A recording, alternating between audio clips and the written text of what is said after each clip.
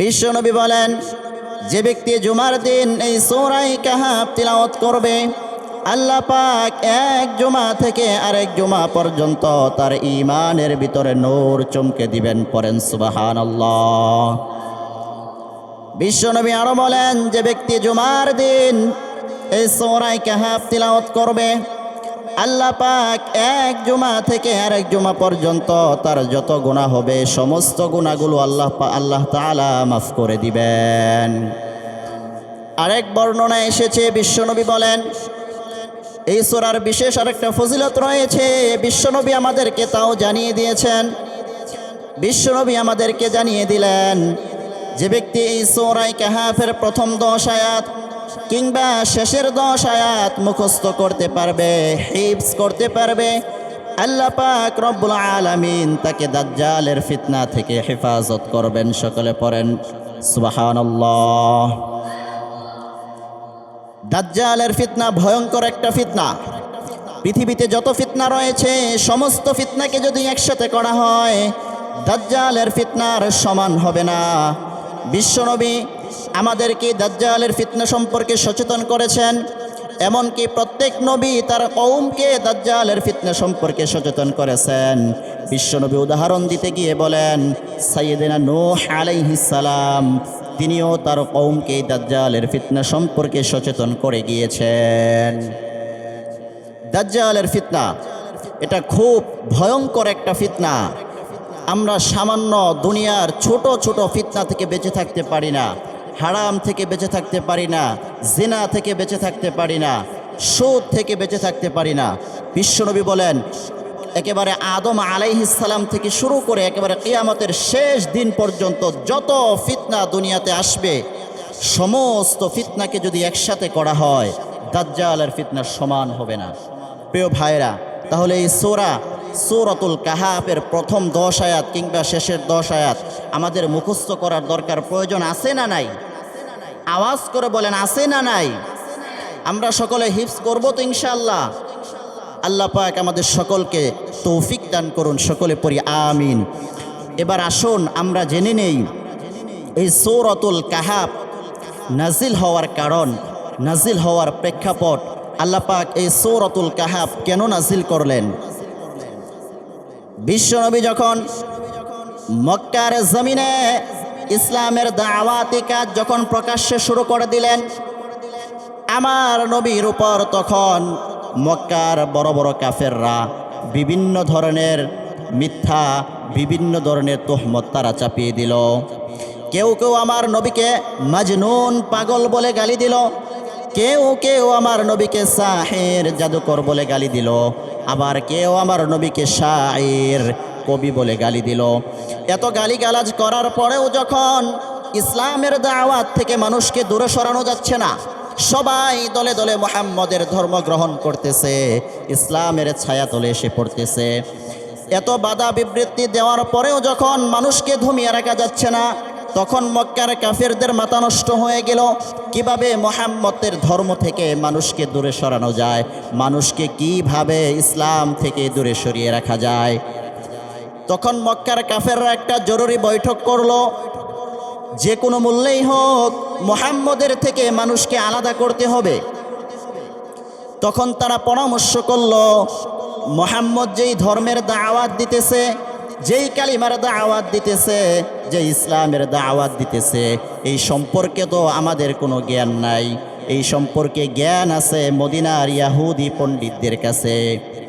তখন তারা 2 জন প্রতিনিধি মদিনাতে প্রেরণ করলো ইহুদি পণ্ডিতদের কাছে। ইহুদি পণ্ডিতদের কাছে তখন তারা 2 জন প্রতিনিধি প্রেরণ করলো। তারা চলে গেল মদিনা ইহুদি পণ্ডিতদের কাছে, গিয়ে মুহাম্মদ সাল্লাল্লাহু আলাইহি ওয়াসাল্লামের কথা তাদেরকে বলা হলো। তারা বলল, আমাদের মক্কা শহরে এমন একজন লোকের আবির্ভাব হয়েছে যিনি মানুষকে কালিমার দাওয়াত দিতেছে, ইসলামের দাওয়াত দিতেছে, সকলে দলে দলে ইসলামের ছায়াতলে প্রবেশ করতেছে।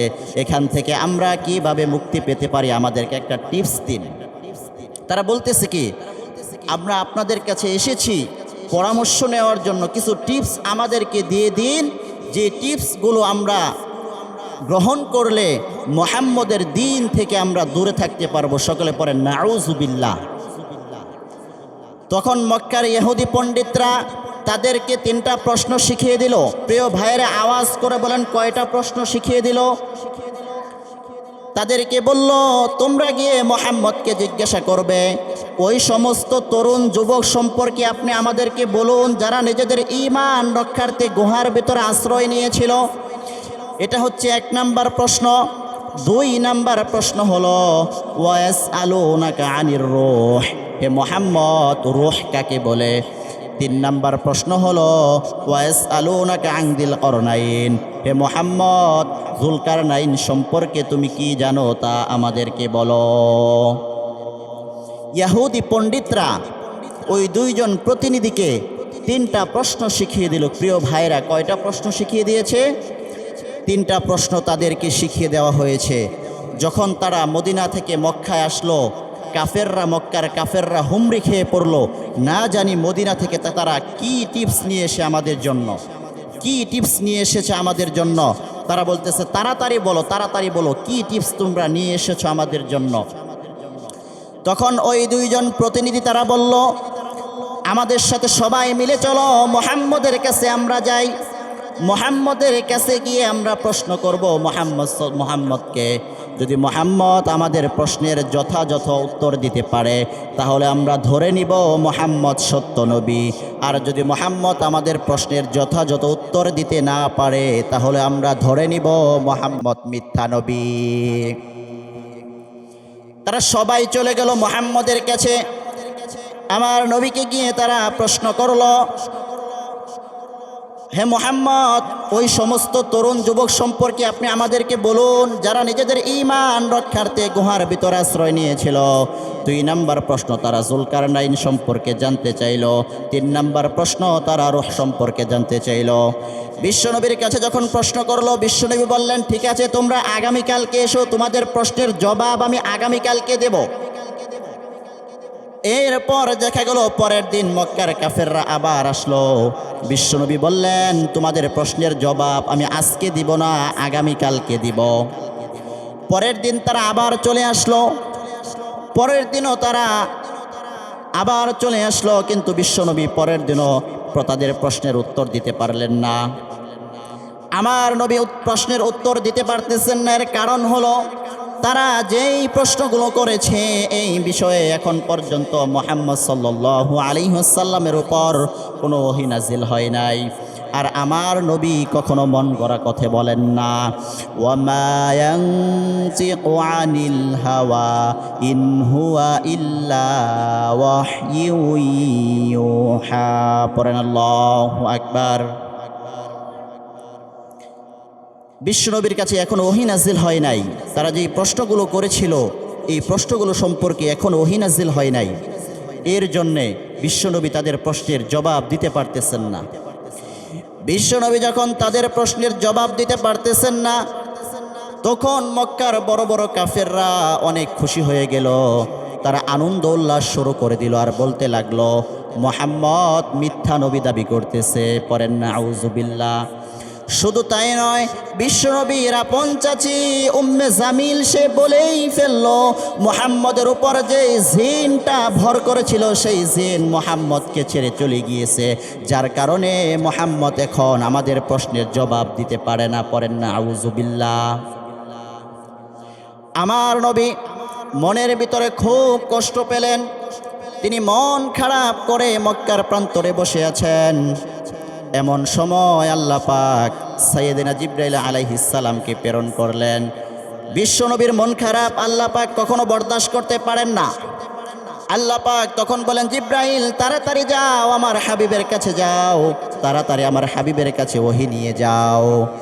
তখন সাইয়েদনা জিবরাইল তিনি একা আসলেন না, ৭০,০০০ ফেরেশতার একটা বহর নিয়ে বিশ্বনবীর সামনে এসে হাজির হলেন এবং পূর্ণাঙ্গ সূরা কাহাফ নাজিল করে দিলেন। পড়েন সুবহানাল্লাহ।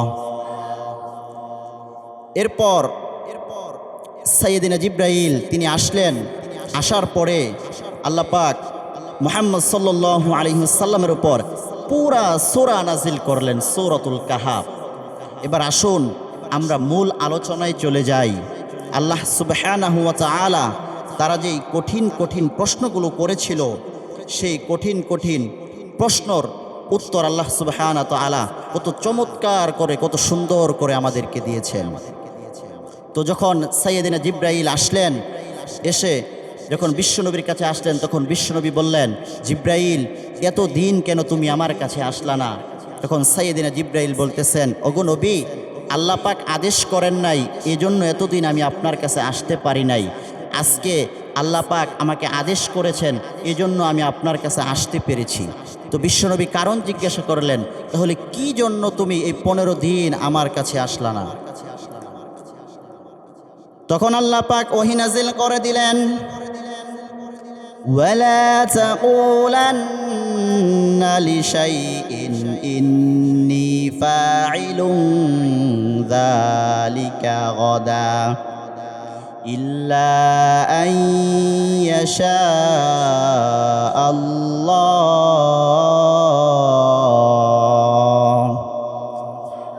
আল্লাহ পাক ওহী নাজিল করে দিলেন, ওগো নবী, তারা যখন আপনাকে প্রশ্ন করেছিল, আপনি তাদেরকে সরাসরি বলে দিয়েছেন, আগামীকালকে তোমাদের প্রশ্নের উত্তর আমি দেব। কিন্তু ওই জায়গায় আপনি ইনশাআল্লাহ পড়েন নাই, আপনি ইনশাআল্লাহ পড়তে ভুলে গিয়েছিলেন, যার কারণে আপনার উপর ওহী নাজিল করা বন্ধ করে দিয়েছিল রব্বুল আলামিন। তাহলে এখান থেকে আমাদের একটা শিক্ষা, একটা মেসেজ হলো, ভবিষ্যতের বিষয়ে যত ধরনের কাজ আছে, যদি আমরা নিয়ত করি, আমাদের কি বলতে হবে? ইনশাআল্লাহ। আজকে এখান থেকে নামাজ পড়ে আমরা বাড়িতে যাব ইনশাআল্লাহ, বাড়িতে গিয়ে খানা খাবো ইনশাআল্লাহ। এবার আসুন মূল আলোচনায় আসুন। কাফেররা যেই কঠিন কঠিন প্রশ্ন আমার নবীকে করেছিল, সেই কঠিন কঠিন প্রশ্নের জবাব আল্লাহ সুবহানাহু ওয়া তাআলা তার কালামে নিজেই বর্ণনা করতেছেন। পড়েন সুবহানাল্লাহ। যেখানে আল্লাহ পাক নিজেই ঘটনা বর্ণনা করতেছেন, সেখানে কোনো ভুল থাকার কোনো সম্ভাবনা আছে? বলেন, আওয়াজ করে বলেন, ভুল থাকার কোনো সম্ভাবনা আছে? কোনো সম্ভাবনা নাই।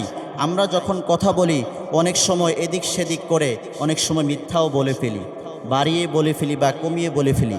কিন্তু আল্লাহ সুবহানাহু ওয়া তাআলা যেখানে কথা বলছেন, সেখানে কি কোনো সন্দেহ থাকতে পারে? এরপর আল্লাহ রব্বুল আলামিন কোরআনুল কারিমে কত সুন্দর করে, চমৎকার করে কাফেরদের প্রশ্নের জবাব আল্লাহ পাক দিয়ে দিচ্ছেন। নাহনু নাকুসসু আলাইকা নাবাআহুম বিল হক।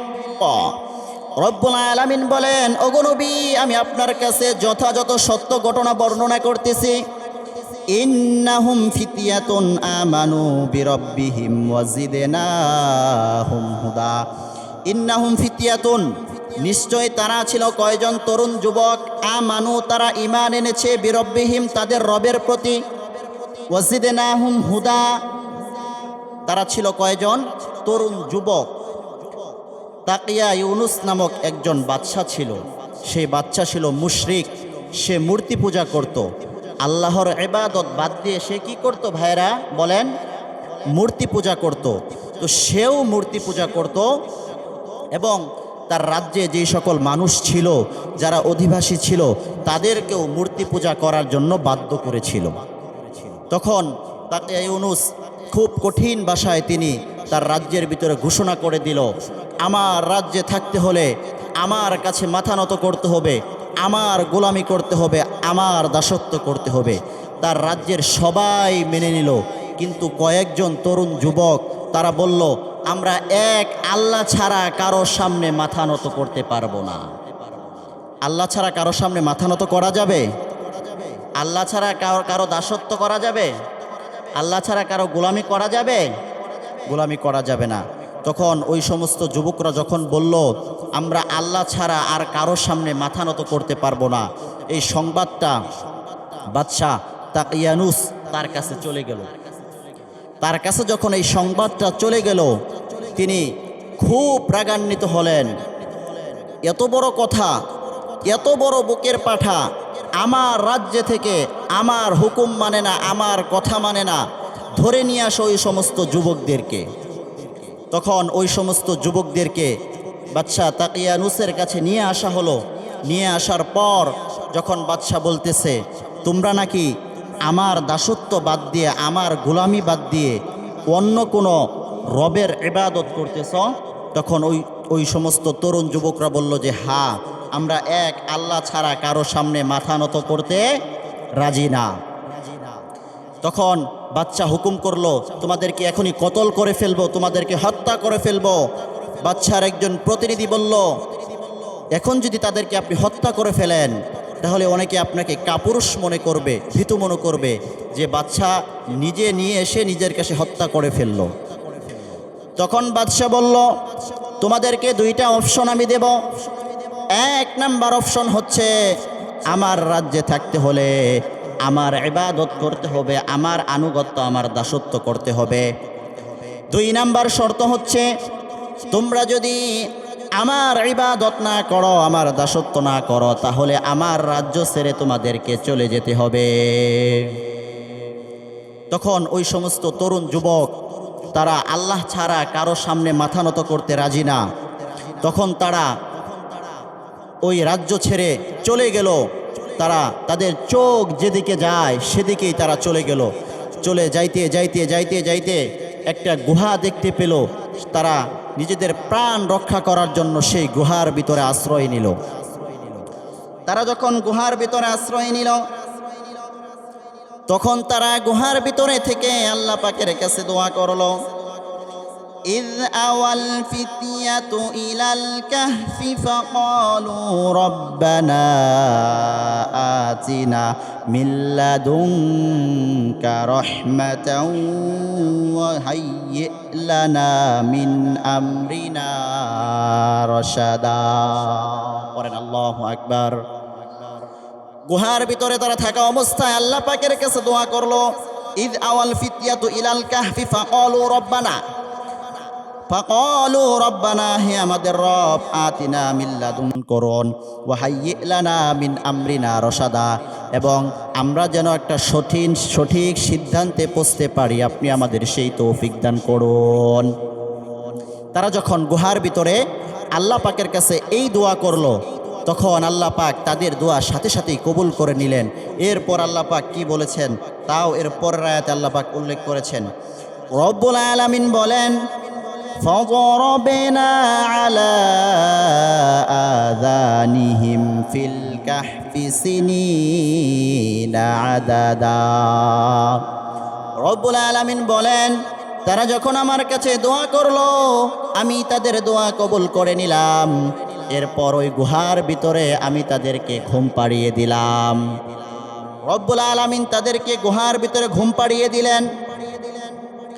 কেউ কোনো বর্ণনা এসেছে ওই গুহার ভিতরে তারা 309 বছর ঘুমিয়েছিল। আওয়াজ করে বলেন, কয় বছর ঘুমিয়েছিল? 309 বছর ঘুমিয়েছিল। মানুষ বাঁচে কয় বছর? মানুষ কয় বছর বাঁচে? আমাদের একেবারে সংক্ষিপ্ত জিন্দিগি। কিন্তু তারা যখন ওই গুহার ভিতরে আশ্রয় নিল, আল্লাহ পাকের কাছে সাহায্য চাইল নিজেদের ঈমান রক্ষা করার জন্য, আল্লাহ পাক কত সুন্দর করে তাদেরকে আশ্রয় দিলেন। আল্লাহ পাক গুহার ভিতরে তাদেরকে ঘুম পাড়িয়ে দিলেন এবং সেখানে তারা 309 বছর ঘুমালো। পড়েন সুবহানাল্লাহ। এরপর যখন তারা ঘুম থেকে জাগ্রত হলো, জাগ্রত হওয়ার পর তাদের ক্ষুধা লাগলো। আওয়াজ করে বলেন, কয় বছরের ক্ষুধা? 309 বছরের ক্ষুধা। ক্ষুধার পরিমাপ বেশি না কম? তাদের অনেক ক্ষুধা লাগলো। তখন তাদের কাছে কিছু মুদ্রা ছিল, মুদ্রা নিয়ে তারা বের হয়ে গেল কিছু খাবার সংগ্রহ করার জন্য। যখন তারা একটা শপিং মলে গেল খাবার কেনার জন্য, তখন গিয়ে তারা যে তাদের কাছে মুদ্রাটা ছিল সেই মুদ্রা দোকানদারকে দিল। দোকানদার মুদ্রা থেকে অবাক হয়ে গিয়েছে, এত আগের মুদ্রা কি করে এখন বর্তমান সমাজে থাকতে পারে? তখন তাদেরকে কারণ জিজ্ঞাসা করলো, এই মুদ্রা তোমরা কোথায় পেয়েছ? তখন তারা বলল, আজ থেকে 309 বছর পূর্বে আমরা নিজেদের ঈমান রক্ষা করার জন্য এই গুহার ভিতর আশ্রয় নিয়েছিলাম। আজকে আমরা ঘুম থেকে জাগ্রত হয়েছি। কি তারা কি 309 বছর পূর্বে এই গুহার ভিতরে আশ্রয় নিয়েছিল? পরে কি গুহা থেকে তারা যখন জাগ্রত হয়েছে, জাগ্রত হওয়ার পর তখন তারা বলতেছে, যে তোমাদের আর কোনো ভয় নেই, কারণ আগের যে বাদশা ছিল, যে জালিম বাদশা ছিল, স্বৈরাচার বাদশা ছিল, সেই বাদশা মৃত্যুবরণ করেছে, সেই বাদশার শাসনামল চলে গিয়েছে। এখন তোমরা নির্দ্বিধায় তোমাদের রাজ্যে চলে যাও, তোমাদের আর কোনো ভয় নেই। সেখানে তোমরা তোমাদের রবের ইবাদত করতে পারবে, তোমরা সেখানে তোমাদের রবের আনুগত্য করতে পারবে, দাসত্ব করতে পারবে। প্রিয় ভাইরা, দেখেন ঈমান রক্ষা করার জন্য তারা আল্লাহ পাকের উপর তাওয়াক্কুল করে, আল্লাহ পাকের উপর ভরসা করে নিজেদের দেশ তারা ছেড়ে দিলেন, দেশান্তরিত হয়ে গেলেন। আর আল্লাহ সুবহানাহু ওয়া তাআলা কত সূক্ষ্মভাবে তাদের ঈমানকে রক্ষা করলেন। এখন বর্তমান জামানায় আমরা মনে করি যে ঈমান রক্ষা করা অনেক কঠিন বিষয়, আসলে অনেক কঠিন বিষয়। কিন্তু যদি আমরা চাই আমরা ঈমানকে, নিজেদের ঈমান হেফাজত করব, ওই আসহাবে কাহাফের মতো আল্লাহ সুবহানাহু ওয়া তাআলাও আমাদের ঈমানকে হেফাজত করবেন। সকলে নিজেদের ঈমান হেফাজত করতে রাজি আছি তো ইনশাআল্লাহ? আওয়াজ করে বলেন ইনশাআল্লাহ। আল্লাহ সুবহানাহু ওয়া তাআলা আমাদের সকলকে নিজেদের ঈমান হেফাজত করে আমরা যেন পরকালে যাইতে পারি। আল্লাহ সুবহানাহু ওয়া তাআলা আমাদেরকে সেই তৌফিক দান করুন।